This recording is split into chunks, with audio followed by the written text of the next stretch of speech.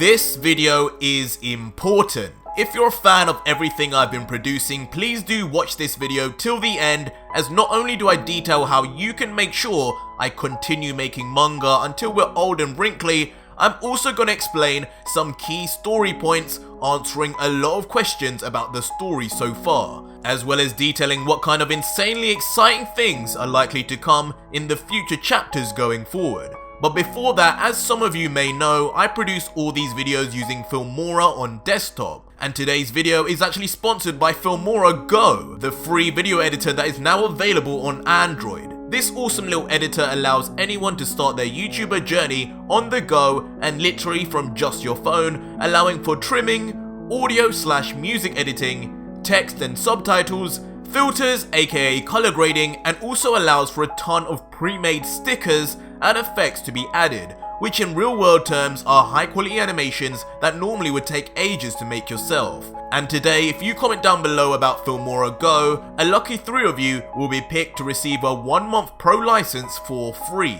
You can download Filmora Go from the Google Play Store, and you can use the links in the description and pinned comment to take you right there. But now, on to the video. So it's no secret these original mangas I've been producing and working my butt off to produce are literally the most viewed thing in Dragon Ball right now. And if you're somehow new to it, then you should start today on part 1 of Dragon Ball Super BE. But one important thing that needs to be known, and honestly I think is just caused by the fact there are a lot of people who watch my videos, with literally one of my videos having over 3.2 million views, and yet not actually subscribing until way later on. Then they find another video and they're completely totally confused because they didn't subscribe as soon as they watch one of my videos. Because they will actually think my stories BE, GR and BG are all the same story and can't figure out how all the events are connected. Well, this is the thing to those guys. Those 3 stories are completely different storylines, and in essence, different universes.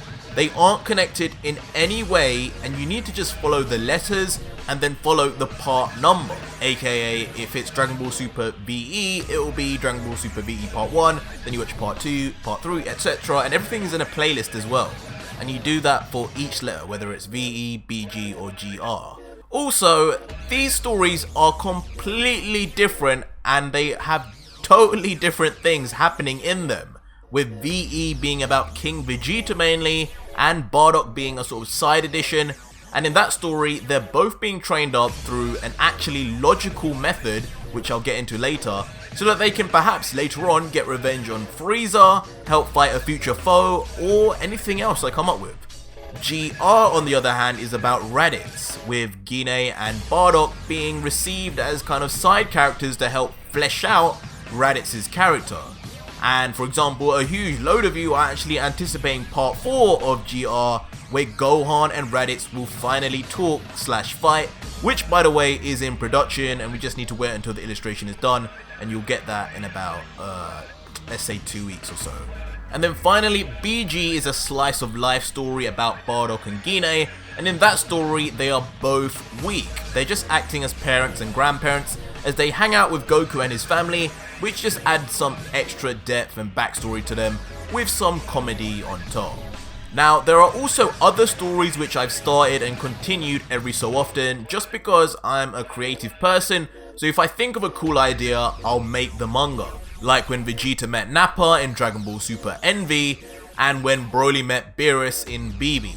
These are mangas which will be continued at some point. It's just difficult since, as you can imagine, I'm only one man and I do everything. I've only just now started getting some artists to help, but it's really difficult when you're still growing. And that is why it's super important that I need all of you guys to listen to what I'm about to say and take action now.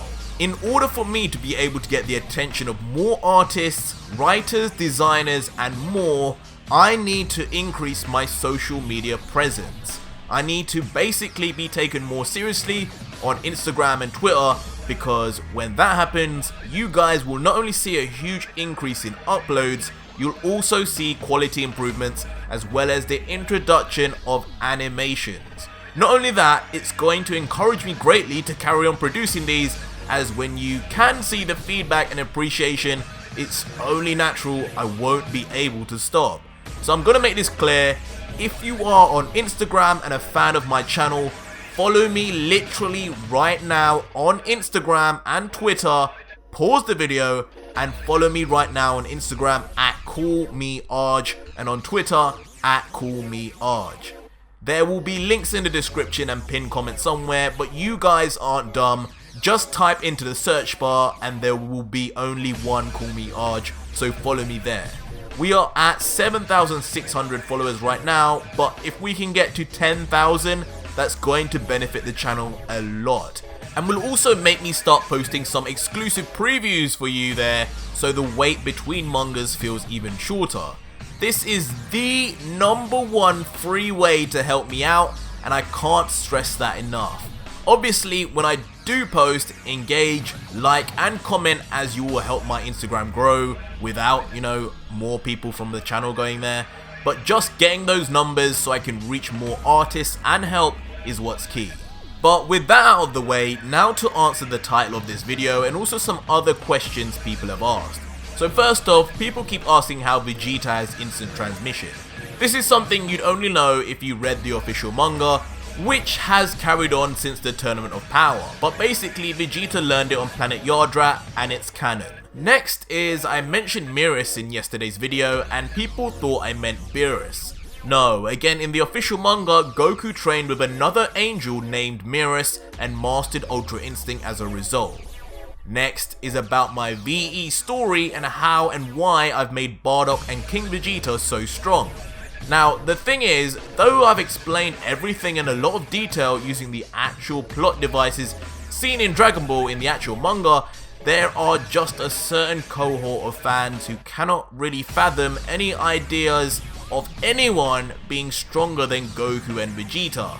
And these are the same people who don't realize have caused the downfall of Dragon Ball Super in the official manga. Because as I'm sure a lot of us are realizing, no one else in Dragon Ball really has any purpose now except for Goku and Vegeta. Every other character that used to be at least useful is now as meaningless as Hercule in the Cell Saga. Piccolo, Tien, Krillin and even Gohan are all just background characters now, and the writers have made it so there's no real way out for them as Goku and Vegeta just continue to keep getting stronger. So what I decided to do instead was reintroduce old characters who have been away for more than 30 years. In those 30 years, you as a viewer have literally no idea, zero idea of what's happened to them. You have no clue and so literally can have no opinion on whatever their strength may be after those 30 years where you didn't see what they did. People seem to think in 30 years, Goku and Vegeta were magically chosen as the only Saiyans in history that could grow in strength and improve. But no, literally anyone can, Saiyan or not. So what I did say was, all the Saiyans when they died began battling each other every day to the near death in hell, literally 24/7 for 30 years. Now, I don't know if that concept went past people, but that is an extreme amount of fighting. And the key concept also is that due to it being near death, they get a Zenkai boost every single time, which as we know is substantial. Now, I mentioned in my story King Vegeta and Bardock had fought over 10,000 times against each other. Just 10,000 Zenkai boosts is an ungodly amount and just would create monsters. If anyone here understands compound interest, either from investing or just general maths knowledge, you quickly realize 10,000 multiplications of even 1% results in a monstrous increase.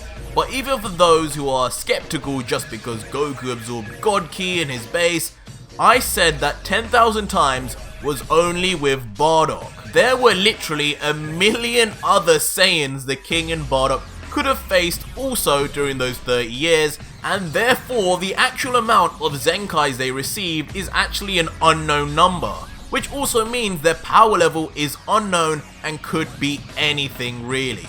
The only defense people have is that at one random point in the Zamasu arc, Future Trunks comments that Vegeta's Zenkai wasn't as good as before.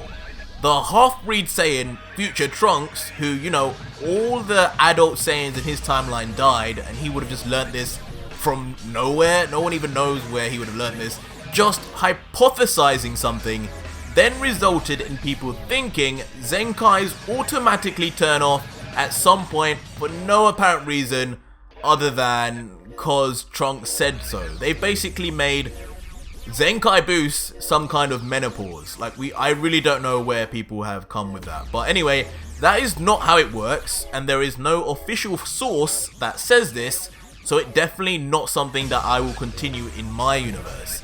It's actually stuff like that, which is just another way Goku and Vegeta are shoehorned into being characters no one else can reach anymore, rather than leaving many opportunities for other Saiyans to one day reach them or plausibly reach them. Even Ultra Instinct, that literally we said is just a technique and can be used without any transformation, has now become something people like to say will destroy your body and only strong characters can use it. Again, totally made up. Goku up until now has been using an incomplete form of Ultra Instinct, one which is a transformation where he changes his look and appearance and is surrounded by aura. That's what he used in the Tournament of Power, and that's why it backfired. And even now, after removing the aura and mastering it a bit more, Whis has now said Goku is still not doing it right and has to be in base form to have fully mastered it. And this is why Bardock has been given Ultra Instinct in base form, which he had no idea about and that he can only access when blind. It's a plot device to give Bardock something to immediately be on par with Goku without him becoming another Krillin and Yamcha, which just makes the story boring. King Vegeta will not be given Ultra Instinct, but he is the king of the Saiyans, the literal king. And so if anyone is to have natural talent, the king will be the one. And just keep in mind, you don't know really anything about King Vegeta. He's probably had about 5 minutes screen time in the entirety of the series. So as he trains one-on-one with a literal Saiyan god, he is getting the best possible training and is flying through the forms. Which, again by the way, he's in the hyperbolic time chamber, so it's not like this is happening instantly. Him and Vegeta are just fighting the entire time. They have no other goal but to become stronger. And the overarching thing about this is that when King Vegeta and Bardock both do become strong in the end, they will then be able to find Frieza. And from there, another super interesting arc will begin, one where maybe you aren't expecting at all what happens and what I have planned for you guys.